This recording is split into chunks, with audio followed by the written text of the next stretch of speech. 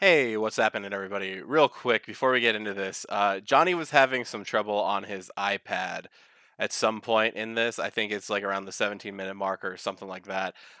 So at some point, you're gonna see like a drop in quality because I won't get into the nitty gritty of it, but basically, I had to use another recording, which is not the local recording. And so you may hear some funny octave shifts between his voice, and maybe even some silence and maybe some lip sync issues. I'll try and fix a lot of those. But yeah, sorry about that. We were going through some technical difficulties, but hopefully you enjoy today's casual discussion about rivals who are not the main characters. So either way, guys, let's get straight into the discussion. Hey, welcome back to Anime Casuals. I'm Lucky. Here I go! This hand of mine is burning red! And I'm Michael. Realize the only ones who should kill are those who are prepared to be killed. Johnny. Your darkness swallowed up my son? Who decided that? Erupting! Burning! Now all of you. Die.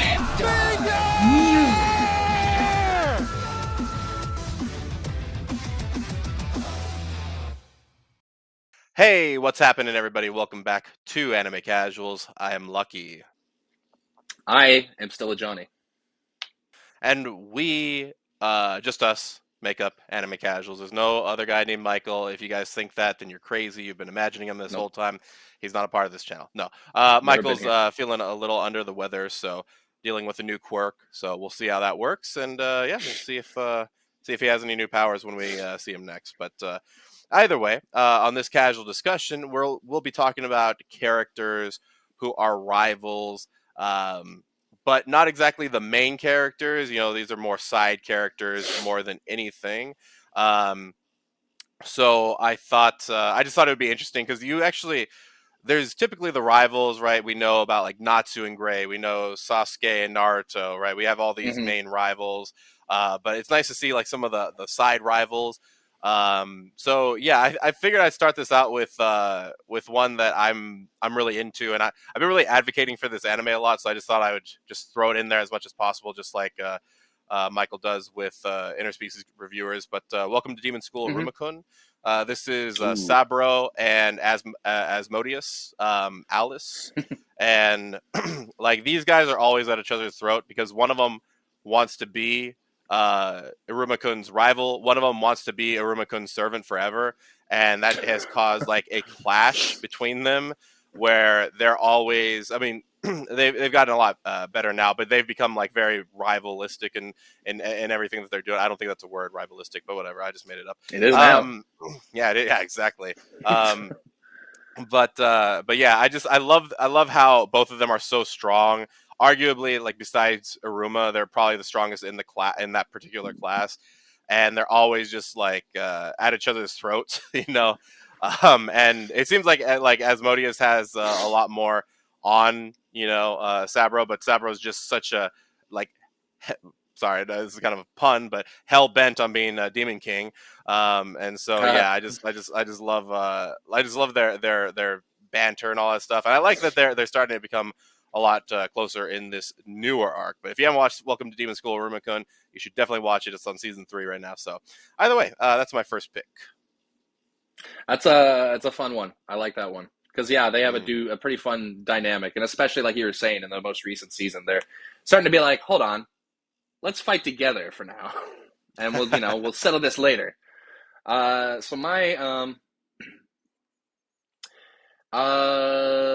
my list is gone. I lost it. No, I'm just trying to Oh, find it. It's in perfect. my text because I don't keep it in a good place. Okay.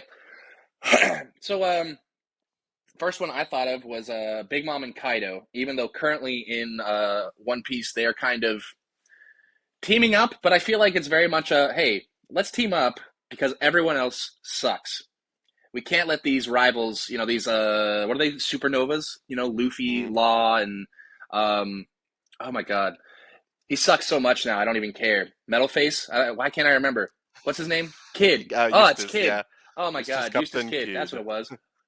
I they were like, okay, we can't let these kids, run up on our house and drop a bag of dog poop on our porch and take the One Piece. So we should team up and be friends for now because they started on the same crew if I remember right. And Mhm. I just think that's funny that they kind of were like, hey, we're friends now, we're our own pirates, don't talk to me. Okay, let's team up again. So I feel like they do have this a bit of almost like a friendly rivalry. Like if Naruto and Sasuke had just been actually like good people and not like so messed up, they were just like, hey, let's just be friends, and live our lives in the village. I don't need to destroy everything. But Sasuke made his decisions. So I thought Big Mom and Kaido were an interesting rivalry, and I'm waiting for that to end so that they can rip each other to shreds. But I mean, I think we're gonna find out soon, or not soon, in like another 100 episodes or something, that uh, Luffy's gonna be top dog eventually. But yeah, I just thought they were an interesting kind of rivalry they have, and you know, for the greater good, so to speak. Now they're teaming up. Yeah, that's definitely a good pick, and I think every one of us would love to see them just go at it instead of just this clash of swords thing, and then they're like, all right, now we're friends again. Um, I'm trying to think of where I want to go next. Okay, this is an interesting one that I was thinking about. So we got a brotherly rivalry Mm-hmm. here, and this is Jordo Stewart or Gerald Stewart and Keith Kleiss from My Next Life is a Villainous. All Routes Lead to Doom. These are Ah. There's Prince Gerald, who is betrothed to the main character, which everybody wants. Like everybody wants this girl. Um, because of her personality, because of what she does, like all that stuff. But also they want no, actually no, that's all they want. No, they just want her. Never mind. And then his brother, Alan, who is betrothed to another girl who also wants Katarina. Um, they're both kind of vying for this top spot in her heart. Um, and oh, that's right. And then, but then there's Keith. I'm sorry, I got two characters confused. So I said Keith Kleiss. Keith Kleiss is her brother, not her adopted brother, Yeah. Katarina's adopted brother. And so there's too many rivals in this, to be honest with you. But I thought I would focus because I wanted to shout out Alan Stewart as well, who's Jordo's brother. And then there's Keith Kleiss, who is Katarina's brother, who is always trying to get. He always makes sure that he cock blocks Gerald every single time he's alone with Katarina, Mm-hmm. and it is hilarious. It is, dude. There are so many times where Gerald legitimately is trying. Let's just say he's trying to consummate the marriage before the marriage, and and there's so many times where where Keith it just comes in and is just like, "Hey guys, what are you doing? Huh? Huh? Huh? What's going on? What's going on? Huh? Huh? Huh?" And so yeah, I love it.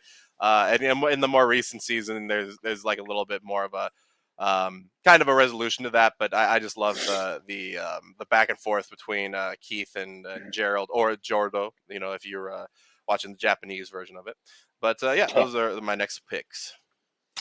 man, I like your pick so far. I mean, that is a really good one because that's probably the biggest like I don't know group of equal rivalries because even the women are Yeah. like, yeah, I want to be with her too, and I think one of them is like, I need my husband, my person I'm going to marry, to get with her something so that I could be with her too. I don't know. I thought I remembered something like that, but they all want her, and so that's a crazy like just inner web of rivalry. That's more than a triangle. It's like a I don't know hexagon, whatever, 6 sides, 7 sides, some crazy shape. Dodecahedron. There you go. We'll just skip there.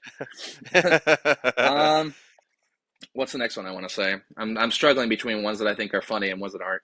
Uh, I I always thought the Supreme Kais were pretty a fun rivalry because even though they technically redid the same joke in Super, where they have the Gods of Destruction that pretty much do the same thing. Like, yeah, we all have our own quadrant, uh, but mine is better than yours. So we just got to keep it like that. And then there's the Grand Kai who's like, all these kids are just arguing and it's silly. But the Supreme Kais are always really funny. I mean, because and I don't know, maybe just because I remember the arc, it was like the Otherworld tournament that they do with all the dead people. And you get to see like PyCon and stuff. But I just remember all the different Kais and how they looked all different. Supreme Kai, North, South. Actually, I don't remember which Kai Supreme Kai is, the Kai we know, but uh, yeah, I always thought their kind of thing is funny. And like I said, they do it again in Super with the Gods of Destruction, with Beerus and his like brother, who's also a cat. That seems like some kind of favoritism, but I don't know. I mean, different universes. I'm not going to get into it. I'm not Zeno-sama. That's his job. He can look into that with HR. But yeah, I thought the Supreme Kais, that was always a fun rivalry, and they all sound pretty funny and look fun. Dude, Like one had a Peak, monocle. dude, Pecan, is that that Namekian dude or that Goku fights in that? Or no, I don't know if he's Namekian, but he looks like Namekian. He's I was got gonna say green. he is green, so I can see Okay, where you'd say that. I don't know what yeah, race he is. He's not necessarily Namekian, but yeah, that's that guy in the other universe that was like, yeah, I'm just as strong with you as you, Goku. I dude, mean, I except forgot about he's gonna that. go kill Janemba, but that's fine. Yeah, dude, I completely forgot about that. Man, there's so much Dragon Ball that I gotta rewatch, dude. Like, I remember like the main parts of it mainly because of how many video games I've played of Yeah, Dragon Ball Z, and then just what I remember. But yeah, there's so much I gotta go back to.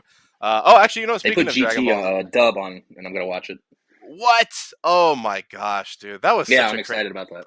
You know what? I feel like that series it gets a lot of flack, and it isn't as good as the other series, but it's definitely like it seems like it's like a fan made if you told me that a fan made this and just had all the voice actors back in, I would appreciate it more than like an actual studio doing it. I But agree. It yeah, definitely feels that way. yeah. So either way, good luck to them. But we've got good luck to them. They already had their run. And speaking of Dragon Ball Z, this is kind of like a rivalry in my own head. And I think I've got a winner in it, but it's Tien and Yamcha. Who is the worst Z warrior? Uh, Um, because I mean, obviously Chaosu's in there, but I consider him kind of like the cat that Yamcha has, like a pet, kind of thing. mm-hmm. Sure. Um, and so like with Yamcha, right? He's infamous for the Cybermen death. And with Tien, I mean, I don't know, man. Like they're vying like neck and neck for who's like the most irrelevant person in the anime. Now, granted, I have not seen Super, so I'm sure maybe one of them has a Mm-hmm. redeeming arc in there, kind of like how Master Roshi comes back in Super and stuff. But in terms of Z Warriors, like they got kind of lost in the dust. Like Krillin came forward with Gohan and Namek. Uh, Piccolo went up in Namek. It's like they're kind of irrelevant now. So for me, I just kind of see them as rivals as who sucks less. I think Tien is the one who sucks less right now, and I'm Yeah. I'm gonna stick with that mainly. But Yamcha does have that ball move that he does that kind of thing, and the Wolf Fang Oh Fist. yeah. I don't know. I like those. Dude, those moves are actually kind of good in the games. But he does in Dragon Ball Z Budokai 3. I just remember it's an automatic KO no matter what your health is. They actually did a test on this. No matter what your health is, if a Cyberman latches onto you and self destructs, like you could have like god levels of HP and you will die if a Cyberman latches onto you and kills you. Whereas usually, just for Wow. reference, it usually takes out like a health bar or something like that. So and then and then Krillin's just like chilling on the background. Yamcha, it just says that in the background. So yeah, either way, they're vying for who's the worst, and I think it might be Yamcha. Man, that was one I was trying to think of too. I definitely I couldn't make a decision on that one just because I feel like Tien is definitely better in that respect. Because Mm. I just remember two key points in that series, which was like, hey, the world's in danger again. Do you guys want to come along? And I remember Tien being like, I don't think I can help, but yeah, I'll show up.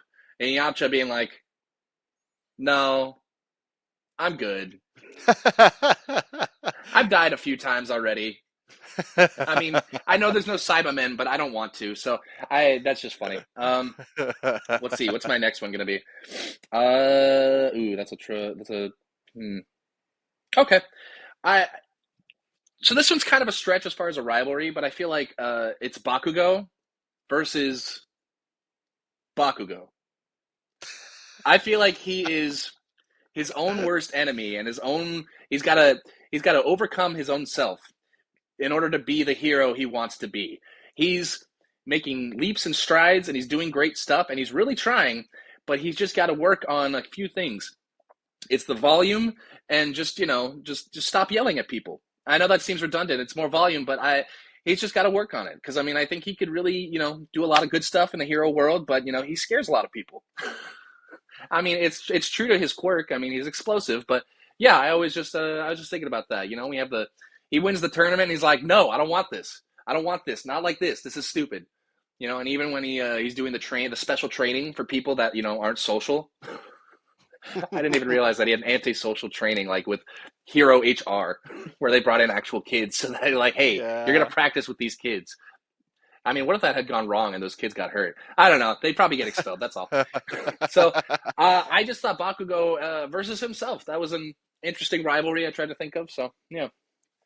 Yeah, that's a pretty solid one. I mean, if anything, most of his, like, when people have like flashbacks and stuff, it's usually of like people that have wronged them. In his flashbacks, it's Mm-hmm. all him bullying Deku. It's just him. Like, I gotta redeem myself. I gotta do this. I gotta do I this. have to be better than me. Yeah. Um, so this one's a little bit of a stretch because it's an anime based off of a video game, but I'm still gonna use it anyway. This is from Tekken Mm-hmm. Bloodline. This is Jin, Kazama, and Hwoarang. They have been rivals for a while, but in this kind of retelling of Tekken 3, um, they fought together. They fought against each other before the tournament, and during that whole fight, it was so. By the way, Tekken Bloodline, I did a review on it, and it's okay. It's not like the best thing ever, but it's probably the best Tekken we're gonna get. But dude, Mm-hmm. the fight scenes were awesome. Like, just the effects, the moves and everything. It just brought me back to playing Tekken 3 back in the day and just spamming Circle and X with Eddie Gordo, dude, with that capoeira, bro. But yeah, Jin and Hwoarang, I like their rivalry. I've liked it for a long time. Like, they've been rivals since Tekken 3, and we're at like Tekken 7 now. Mm-hmm. And just the banter between them. They're a lot friendlier in in this game than they are usually, but just seeing like Hwoarang like kick Jin through like a wall and just beat the crap out of him for a good amount of time, getting his licks in, because a lot of times Hwoarang doesn't get that kind of spotlight. So yeah, either way, I really enjoyed it. I wish they'd introduced a couple more things in that series, but I think they did a pretty good job with that rivalry in particular and got them like the right kind of screen time. Now, here's a little bit of honorable mention. If they would have included it, was Nina Williams versus Anna Williams. They're these two assassin sisters. I thought would have been great. Mm-hmm. But yeah, and this is, by the way, that's kind of cheating also, because Jin kind of is the main character of that thing. But I really wanted to put it in here because I want another Tekken movie and I want it to be good. So yeah. I'm fine if they do more Netflix stuff. I mean, for that one was pretty good. It was all Yeah. right. Not knowing much about Tekken myself, but it seemed okay. I don't know. Yeah. So my next one is admittedly a very a short-lived rivalry, but it's definitely stuck with me. And I haven't forgotten it. It's Pikachu versus Raichu, and Oh, that's a good one. I forgot about that.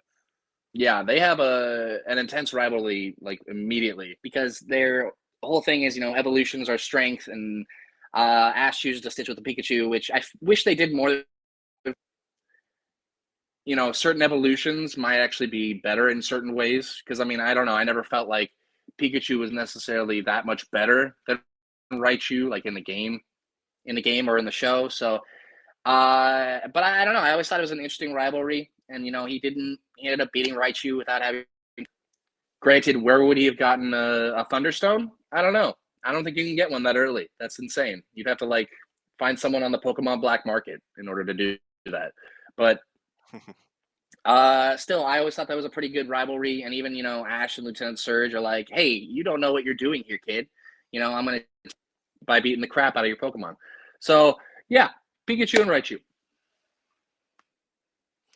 Nice. I just remember that what was it, that scene where like running together, like cheek versus cheek, like like with their lightning and stuff, and they're just Yeah. like doing so. I don't remember what they're doing. I think they're just like running. I think they're just doing a race or something like that. But yeah, that's Right, that was that it's a beginning crazy film in rivalry. the Pokemon movie when they're at like a Oh, Pokemon dude, daycare how did I nonsense. forget that? How did I forget about the Pokemon movie? Wow, that is pretty wild. I cannot And believe I forgot Charizard about gets his that. stupid head stuck in a hole. Um, yeah. um, I don't think I got too many more. I think I just got like two more or something like that. So I think I'm just gonna do those two real Hmm. quick, and then I'll hand it over to you. Okay. Let's see what we got here. So I've got it's kind of cheating because they're basically like at the same rivalry as the main characters, but I thought I would put it in there anyway. Is Madara and Hashirama? Like I really like their rivalry, actually a lot more than Naruto and Sasuke's. Just because it, like to me, it made a lot more sense with how everything was going on with them. They're in the middle of a war. They're from two different warring clans. Whereas like Sasuke and Naruto are kind of in like chill times at the beginning, and then Sasuke just decides to. Granted, he went through a lot too, but with Madara and Hashirama, like you see how much they go through. Even when Hashirama is telling the story, and it's like of them young, like they're losing brothers left and right. Well, Hashirama is anyway. For them to come together like that, and then just be like, oh yeah, we're also the only people who can hurt each other because nobody else is able to deal anything to Hashirama. Nobody's able to stop Madara. And so they're just like, oh yeah, we'll just be each other's rivals because we're too good for everybody else. And yeah, I always like, dude, every single time there's a fight between them, it's just crazy. And even during like the Great Ninja War, I won't spoil too much of it, but there's a part where Hashirama and Madara are fighting, and all the newer generations are looking at this. They're like, "Is this how our ancestors used to fight? What the heck, dude?" Like they're just seeing this gigantic wooden golem fighting this giant Susanoo, and you're like, "Dude, what is going on? Why?" Like we haven't seen this since like the Bijou, and it's like these guys are not Bijou, and B, they're just insane. And then just throw this one out there. It's from Hajime no Ippo. This is the Kamigawa and Nikota, or Jinpachi. He is the Kamigawa is the main coach of Ippo, and is all about like infighting and stuff, and is all about like boxing, like hard grit, all that kind of stuff. And Nikota is more Hmm. of an outfighter, and he fights, and they fight exactly like the two rivals do, kind of like what we were talking about with Hashirama and Madara and stuff. And like when they're in their prime, like they have two wins each against each other, and then a draw, because of course they do. But there's a lot of respect between them. Also, like when they get old, they look way well. One of them looks way different. But it's just really funny to see that rivalry still.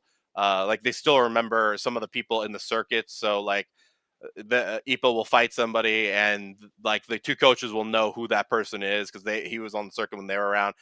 But yeah, you still get to see a little bit of that rivalry. But now that they're older, they've got a lot more. They don't fight each other anymore. They don't do anything like that. But there's a lot of respect between them. And there's a great like it's the last thing in Hajime no Ippo, the anime, that we get to see, which is like a